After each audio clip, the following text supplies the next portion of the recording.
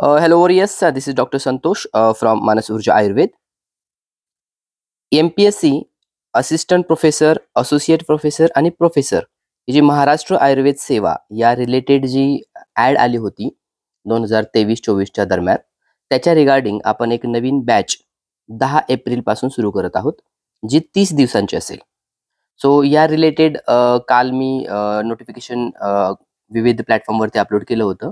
बऱ्यापैकी विद्यार्थ्यांनी personally contact करून त्याच्याविषयी आणखी डिटेल्स इन्फॉर्मेशन हवी म्हणून विनंती केली होती. सो त्या रिलेटेड मी हे आजचं लेक्चर घेत आहोत. तर याच्या रिलेटेड काय काय गोष्टी पहा. सगळ्यात पहिले याच्यामध्ये पहा की ही एक जी बॅच सुरू करतोय आपण त्याची फीज 4,800 असणार आहे. आपल्या मानस ऊर्जा आयुर्वेद ॲप म्हणजे अँड्रॉइड, iOS आणि विंडोजवरती अवेलेबल आहे आणि हे कॉन्टॅक्ट नंबर आहेत. ठीक आहे. आता MPSC यांनी महाराष्ट्र लोकसेवा आयोग यांनी काय केलं होतं की एक प्रसिद्धी पत्रक आता 4 एप्रिलला जे काल इश्यू केलं होतं त्याच्यामध्ये त्यांनी असं सांगितलेलं आहे की जी विशिष्ट शैक्षणिक अर्हता अथवा अनुभवावर आधारित सरळ सेवा भरतीसाठी आयोजित चाळणी परीक्षांबाबत अशा आशयाचं किंवा विषयाच्या रिलेटेड असलेलं हे प्रसिद्धी पत्रक होतं. त्याच्यामध्ये बघा जाहिरात क्रमांक कधीचे 2023, 2023, 2022 आणि काही त्याच्यामध्ये ॲडिशन घेऊन का किंवा आपण त्याला म्हणूया की सुधारित असं प्रसिद्धी पत्रक सुद्धा 2024च्या एंडपर्यंत दिलं होतं. म्हणजे जे गव्हर्नमेंट आयुर्वेद कॉलेजेस आहेत त्या कॉलेजेसवरती जे आपण म्हणूया की असिस्टंट प्रोफेसर, असोसिएट प्रोफेसर आणि प्रोफेसर या पदांसाठी काही ॲड दिली गेली होती त्यावेळेस 2023-24. त्या लोकांनी ज्यावेळेस प्रसिद्धीपत्रक आणि जे सुधारित प्रसिद्धीपत्रक आलं होतं त्यावेळेस ज्यांनी जे भरलं MPSCचा फॉर्म भरला तेच इलिजिबल असणार आहेत ह्या एक्झामसाठी. सो बऱ्यापैकी विद्यार्थ्यांचं हे सांगणं होतं की हे नवीन ॲप्लिकेशन परत कधी भरता येईल, कधी विंडो ओपन होईल. तर नव्याने परत विंडो ओपन होणार नाही. ही एक्झाम तेच विद्यार्थी देऊ शकतात ज्यांनी ऑलरेडी 2023 आणि 24 मध्ये या रिलेटेड फॉर्म्स भरलेले आहेत. ठीक आहे. ओके. आता याच्यामध्ये कोणकोणत्या एक्झामसाठी होते बघा. सगळ्यात पहिले तर काही याच्यामध्ये आणखी एक महत्त्वाचा मुद्दा आहे की 25 फॉर्म्स पेक्षा एखाद्या विशिष्ट विषयासाठी उदाहरण आपण घेऊया की रसशास्त्र सहयोगी म्हणजे असोसिएट प्रोफेसर रसशास्त्र. तर या पदांसाठी खूपच कमी फॉर्म आले होते. 25 पेक्षा फॉर्म ज्यांचे कमी आले होते त्यांच्यासाठी परीक्षेच्या ऐवजी डायरेक्ट त्यांनी मुलाखत घेतली आणि त्यांची मुलाखत कंडक्ट पण झाली. त्याच्यामध्ये आपल्या बॅचचे जे उज्ज्वला मॅडम आहेत त्या रँक 1 सुद्धा आलेल्या आहेत. सांगण्याचा विषय काय आहे की जे फॉर्म्स म्हणजे संख्या जर कमी असेल तर त्यांचे डायरेक्ट इंटरव्ह्यू घेतले जातात. आता काही विषयांचे सुद्धा इंटरव्ह्यू आहेत, होतीलच एक 10-15 दिवसामध्ये ते सुद्धा होतील. परंतु असे काही विषय आहेत ज्याच्यासाठी फॉर्म्स जास्त आलेले आहेत, 25 पेक्षाही जास्त आलेले आहेत.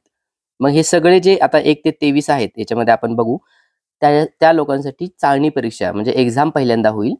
त्याच्यानंतर ते एक गुणवत्ता यादी तयार करतील आणि अकॉर्डिंगली जर गरज पडली तर ते इंटरव्ह्यू कंडक्ट करतील आणि मग त्या पद्धतीनं सिलेक्शन क्रायटेरिया किंवा सिलेक्शन प्रोसेस पूर्ण करतील. ठीक आहे. सो कोणकोणत्या गोष्टी आहेत बघा याच्यामध्ये. प्राध्यापक काय चिकित्सा, सहयोगी म्हणजे असोसिएट प्रोफेसर संस्कृत संहिता सिद्धांत, शारीर रचना, सहयोगी शारीर क्रिया, द्रव्यगुण, स्वस्थवृत्त, काय चिकित्सा, शल्यतंत्र, पंचकर्म. परत आता असिस्टंट प्रोफेसर संस्कृत संहिता, शारीर रचना, शारीर क्रिया, द्रव्यगुण, रसशास्त्र, रोगनिदान, स्वस्थवृत्त, अगततंत्र, काय चिकित्सा, शालाक्यतंत्र, शल्यतंत्र आणि कोमारभृत्य, तसंच पंचकर्म आणि स्त्रीरोग प्रसूततंत्र. म्हणजे याच्यामध्ये प्रोफेसर काय चिकित्सा एक आहे, असोसिएटचे काही आहेत आणि असिस्टंटचे भरपूर आहेत. याच्यामध्ये बघा 1 पासून ते 23 पर्यंत म्हणजे इथपर्यंत आपल्याला जे महाराष्ट्र आयुर्वेदिक सेवा आहे त्या रिलेटेड आहेत. हे बाकी 24, 25, 26 आपल्या कामाचं नाहीये. ठीक आहे. सो याच्या रिलेटेड आता एक्झाम होणार आहे. मग त्या रिलेटेड त्यांनी अजून 2-3 गोष्टी दिल्यात.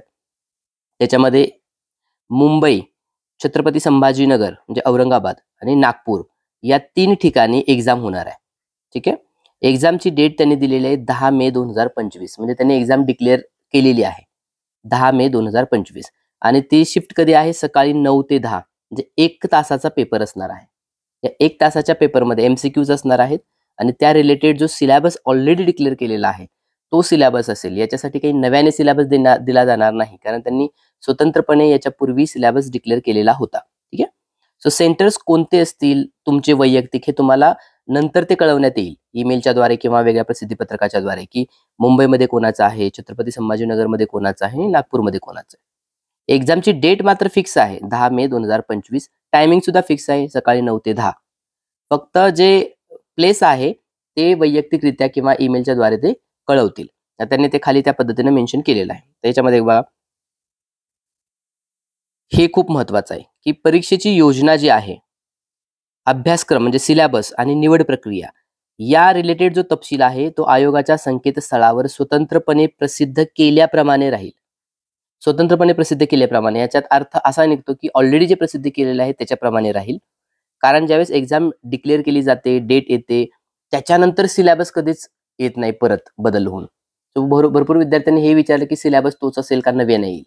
तर माझं वैयक्तिक मत आहे की ज्यावेळेस एक्झामची डेट फिक्स केली जाते, त्याच्यानंतर त्याचं टायमिंग पण फिक्स केलं जातं, प्लेसेस पण फिक्स केले जातात, त्याच्यानंतर सिलेबस चेंज नाही केला जात. सो ऑलरेडी त्यांनी स्वतंत्रपणे प्रसिद्ध केल्याप्रमाणे राहील म्हणजे निवड प्रक्रिया किंवा परीक्षा योजना हे ऑलरेडी यापूर्वी देण्यात आलेलं आहे, त्या पद्धतीनं ते राहील. त्याच्यामध्ये काय होतं, आयुर्वेद होतं, ॲडमिनिस्ट्रेटिव्ह रूल्स होते आणि रिसर्च स्टॅट हे सगळं होतं. म्हणजे जरी शारीरिक क्रिया रिलेटेड जरी तुम्ही एक्झाम तुमचा विषय असेल तरी देखील तुम्हाला बाकी सगळे विषयांचे रिलेटेड अभ्यास करायचा आहे.